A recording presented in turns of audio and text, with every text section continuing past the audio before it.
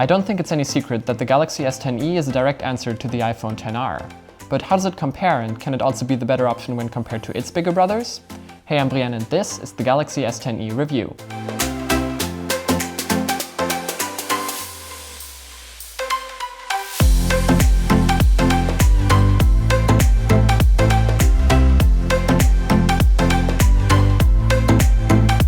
PureVPN not only encrypts your traffic so you can browse more privately and securely, it also bypasses geo-blocking, so you can enjoy Netflix US or your country's sports coverage anywhere in the world.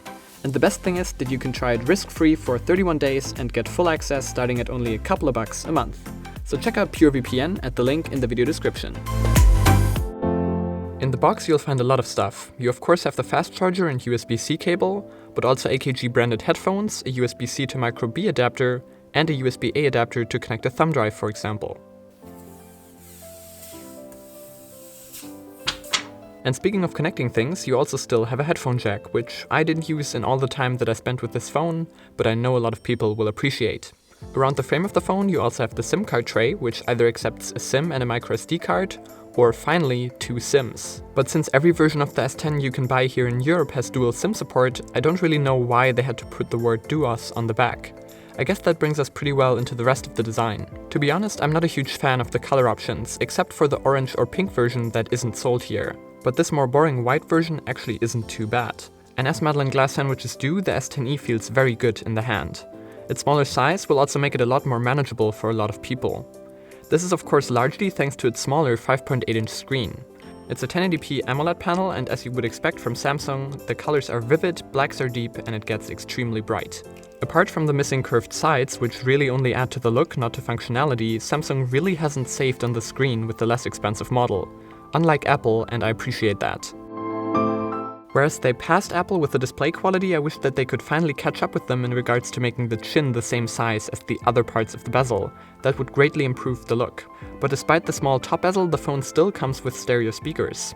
They don't sound quite as good as the iPhone or Pixel, but they are still very welcome. And I don't think I can end with the display before talking about the cutout. I personally think it looks better than a notch, but I think it's still quite big. A smaller camera lens would have definitely been nicer. Other than that though, you forget about it pretty quick. I don't really think it gets in the way. And it has given us these nice creative wallpapers. So before I move on to software and usability, if you're interested in the home screen setup on this device, I already made a video about that and you'll find that in the video description below. One UI is an interface that's really thought through.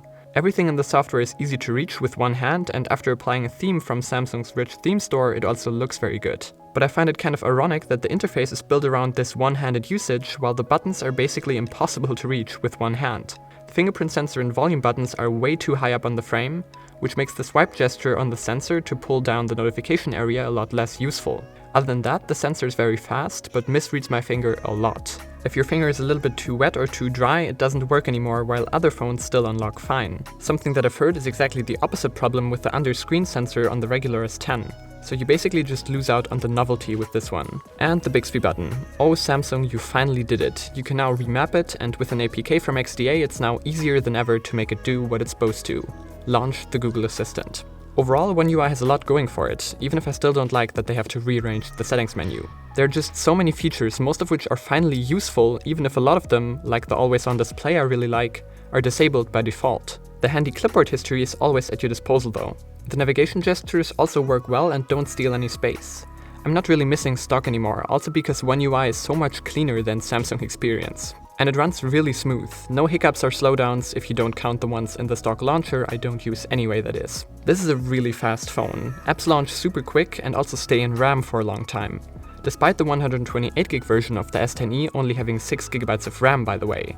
The 256GB version has 8. And that's paired with the Snapdragon 855 in the US and the Exynos 9820 elsewhere. I don't have the point of reference, but I wouldn't say that the lower RAM should deter you. Samsung finally has software performance fully figured out. It took them long enough. Where I still have to give a small knock though is battery life. You can expect around 5 to 6 hours of screen on time. Now that's not bad, pretty average I'd say, but it's just not the 10 hours a XR gives you. I like that it has wireless charging, even in reverse if a friend needs some juice, but Samsung's fast charging is still comparatively slow. 1.5 hours is just not acceptable for a 3100 mAh battery anymore. Let's finish up with the cameras. You have 2 here, not 3 like on the bigger models. The third telephoto camera is missing, but you still have the main 12 megapixel camera with variable aperture and the 16 megapixel wide angle. I don't really miss the optical zoom, and I'd say most people won't, but there are occasions where it would have come in handy. What I find much handier though is the wide angle camera. I love the photos that come out of it, and there's also not a really noticeable difference to the main shooter. If you look close enough though, you'll notice that the pictures are a bit softer and dynamic range and low light performance are definitely worse. Overall, the photos are really nice. At this point, whether you prefer an iPhone, Samsung, Huawei or Pixel, more often than not comes down to preference. I still think the Pixel's photos are a lot more breathtaking in a lot of occasions, but then again, the camera on here is just so good as well. Mostly great dynamic range and colors, but the photos sometimes look a bit over-processed and not in the way they do on the Pixel. White balance also seems to be a bit off at times. I will also say that the S10's night mode is just not that impressive. It's better than the iPhone, but it won't wow you like a Huawei or Pixel. An update is apparently in the works though.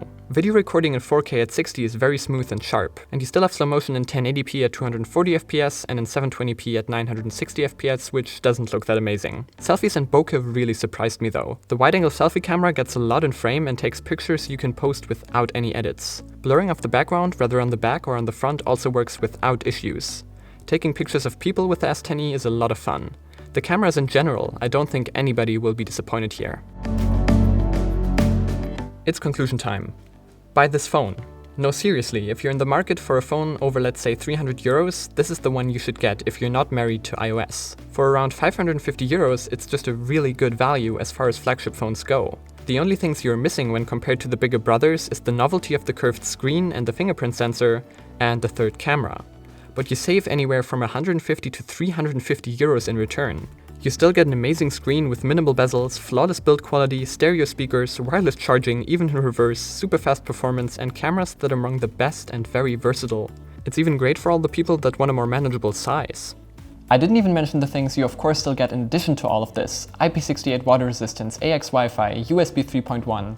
There's just actually nothing that's missing here. Everything you get with a more expensive phone is just icing on the 3-story cake.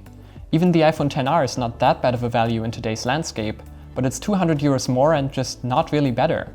This is the phone to beat, and I think that will be very hard even for the OnePlus 7 that is going to launch around the same price. I really like this trend of lower priced yet not really cut down flagships, and I want to see more of them. If you enjoyed this video, you know which buttons to press, and don't forget to press that follow button on Twitter. I'm Brian, thanks for watching, and I'll see you in the next one.